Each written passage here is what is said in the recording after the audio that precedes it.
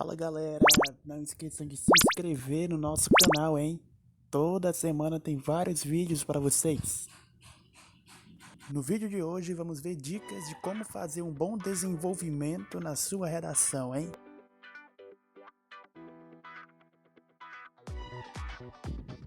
Uma boa redação é constituída por 3 pilares: a introdução, o desenvolvimento e a conclusão.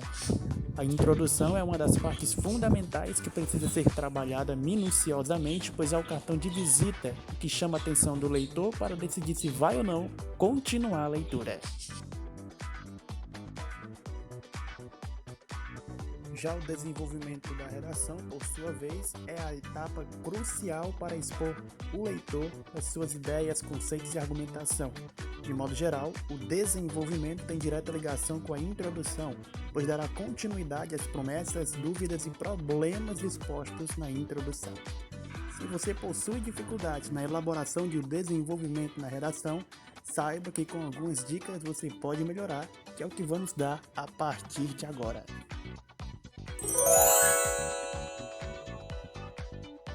Então, de olho nas dicas, vamos que vamos, hein? É importantíssimo saber que é no desenvolvimento que todo o seu conhecimento será realmente testado. Essa etapa de construção de uma redação requer informações precisas e objetivas que irão defender seu ponto de vista. Independentemente de sua redação for do estilo do Enem ou não, o conceito de desenvolvimento sempre é o mesmo. Ele tem um único propósito de mostrar ao leitor como solucionar e razões de um determinado problema. Nada mais é do que a evolução de uma ideia, ou seja, precisa existir no desenvolvimento uma direção estratégica para levar o leitor até a conclusão da redação. Planejamento. Antes de iniciar sua redação, é recomendado que você faça uma longa pesquisa sobre o tema e reúna o máximo de informações importantes que você poderá utilizar na sua redação. Essa etapa é fundamental para quem tem dificuldades em organizar as ideias. Dica de número 2. É o leitor quem decide. Uma dica que vale a pena frisar aqui é quanto à conversa com o leitor. As redações devem ser escritas de modo dissertativo objetivo ou de caráter imparcial. Desse modo, o autor nunca deverá usar a primeira pessoa do singular, o eu, e todo o texto deve ser escrito de modo que no final o leitor tire suas próprias conclusões.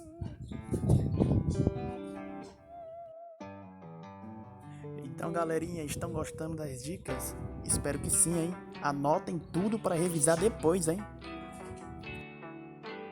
E além disso, não esqueçam de se inscrever no canal, dar aquele like, aquela curtida, aquele comentário e compartilhar para todos e todas o vídeo de hoje, hein? Nos ajude a ajudar vocês rumo à nota 1000. Então, galera, vamos falar aqui sobre a estrutura do desenvolvimento. Para facilitar a construção do desenvolvimento, basta seguir uma estrutura pré-definida que consiste em um tópico frasal, argumento e finalização. Se sua redação define quantidade de linhas específica, vale planejar bem essa estrutura para não extrapolar no desenvolvimento e deixar a conclusão incompleta.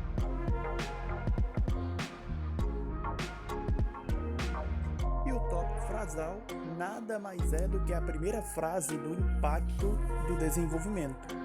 É essa frase que vai dizer ao leitor do que esse parágrafo se trata. Em resumo, é o coração do parágrafo, o núcleo do parágrafo, o meio, a parte principal daquele parágrafo.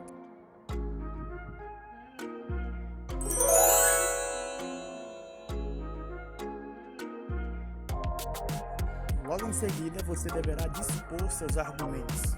No caso de um texto dissertativo argumentativo, é nessa parte que você não deverá expor qualquer tipo de descrição nem narração. E por fim, você deve apresentar uma frase de encerramento, que traz uma característica de conclusão. Como tente é caracterizado por expressões como portanto, logo, sendo, assim e etc. Como quarta dica, demonstre fatos. é extremamente importante que no momento de criar seu desenvolvimento, você apresente fatos, mostrando ao leitor citações, dados estatísticos, comparação de ponto de vista, dados históricos e etc. Além disso, a demonstração de fatos ela vai servir para defender um argumento. E para defender o argumento é necessário que saiba tudo sobre o assunto. A dica de número 5 é em relação às fontes e à credibilidade. Dando continuidade ao tópico anterior, a citação de muito importante, mas você não precisa se atentar quanto à credibilidade da fonte. Prefira citar fonte de dados ou pesquisa de instituições renomadas e conhecidas, como a Unesco, IBGE e etc.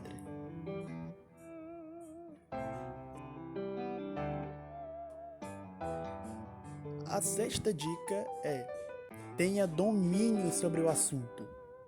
Como já falamos aqui no artigo, você precisa reunir todas as informações e se aprofundar ao máximo que conseguir sobre o tema proposto. Ter domínio sobre o assunto fará com que você desenvolva novas ideias e, consequentemente, construa argumentos plausíveis para apresentar ao leitor.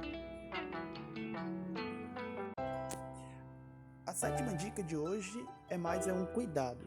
Tenha cuidado com o excesso de vocabulário.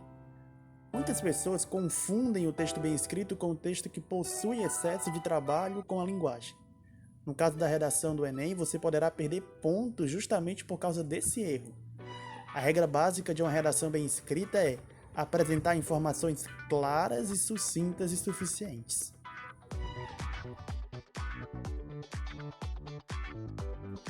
Então, galerinha, estão gostando aí das dicas de hoje?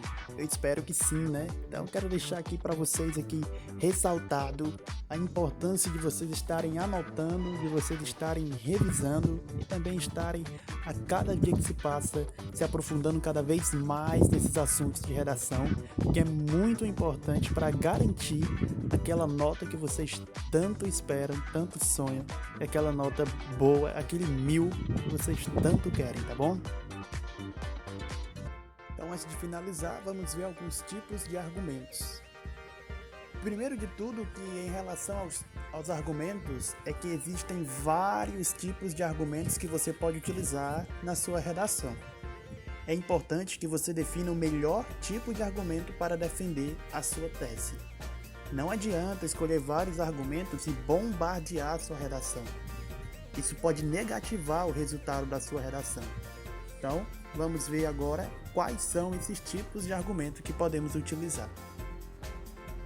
Temos aqui, primariamente, dois tipos de argumentos, né? O argumento por dados estatísticos e o argumento por dados históricos. O argumento por dados estatísticos ele é um dos argumentos mais utilizados para enfatizar um problema e dar maior credibilidade ao seu ponto de vista. Já o argumento por dados históricos, ele ajuda a enfatizar que o problema já existe desde muito tempo e a urgência pela solução. Então, nosso próximo tipo de argumento é o argumento por questionamento. Esse argumento ele é utilizado para colocar em questões tópicos que geram discussão. As perguntas no texto, além de chamar a atenção do leitor, causam a sensação de debate. Porém, devemos estar sempre atentos para responder a todos os questionamentos que foram apresentados ali naquele desenvolvimento. Os próximos tipos de argumento é o argumento por citação. Citações são sempre bem-vindas em redações. Citar filósofos ou cientistas agrega muito mais valor ao seu argumento. Já o argumento por causa e consequência, você deve apresentar claramente a causa do problema e as consequências que isso pode trazer, passando um senso de autoridade no assunto.